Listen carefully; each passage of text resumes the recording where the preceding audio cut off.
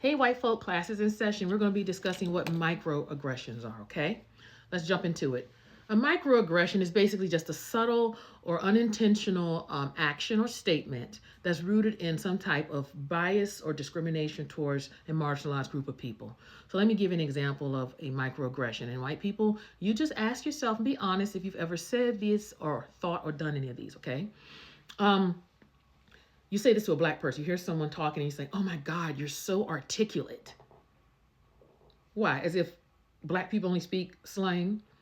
You all may not know this, but we have something as black people call a double consciousness. The way we see ourselves and the way that some of you all perceive how we are and how we act and behave. But that's deeper, honey. I'll get into that later. That's Black Studies 101. We get into that later. Or what about this? Do you ever say, or do you ever clutch your bag if you see a black person, black guy with a hoodie on walking past you? Those are all microaggressions. And I'm not saying every action is always based on an unintentional bias or prejudice, but you just have to examine why you may be thinking or saying it. So there are types of microaggressions. One type is verbal. An example is, where are you really from?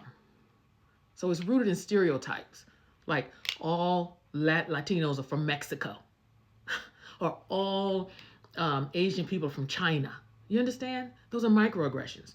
Another form of microaggression are nonverbal. So we said the verbal ones. Now these are nonverbal. These are actions or body languages, like not sitting next to a person of color on the train or on a bus because you think they're going to rob you. You understand? And there are also environmental microaggressions. These are subtle messages embedded in settings, like we see a lack of representation in leadership photos or books. So many times if you're like on a college, they hand out college pamphlets and booklets. And a lot of times, I mean, many colleges now are definitely adding diversity. But there was a time where you wouldn't see but one or two sprinkled black people in a sea of white people in a lot of their educational literature. All right, so why do microaggressions matter? Because they impact people's lives. It impacts our mental health. Do you know how exhausting it is being black here in America? I know y'all think that we bullshitting and we making it up, but it's fucking exhausting, y'all. Like, from when we leave out our house, get into our car, pray to God we don't get pulled over by a racist cop. When we're at our workplace, we pray and hope that our bosses are not holding any unintentional biases or stereotypes about us. And then we cannot truly be who we really are many times because it will be seen as unprofessional. It's exhausting. You go to a store, shopping while black. They follow you around, driving while black. You're afraid you're going to get pulled over. It's a lot. So it weighs on people's mental health. So if you operate in these microaggressions, white people, be cognizant of it. Another reason why it matters is because it impacts society. It perpetuates systemic inequalities. Because if you hold on to these stereotypes, then you will not be open to hire or be around, marry, date, live with someone other than just a white person. So how to identify microaggressions? Well, hell, you're doing it right now. You're sitting here listening to me, Angela Johnson Ayers. Educate yourself. Ask yourself these questions. Do I commit these assumptions? And when I have, was it based on the person's color? I know this is uncomfortable for some of you white people to have because it makes you feel no one wants to know the truth about themselves, really, unless you're really doing some self-work on yourself. So right now, you got to take a righteous judgment of yourself, your actions, and just say, hey, do I do that? And if I do, I better work on it.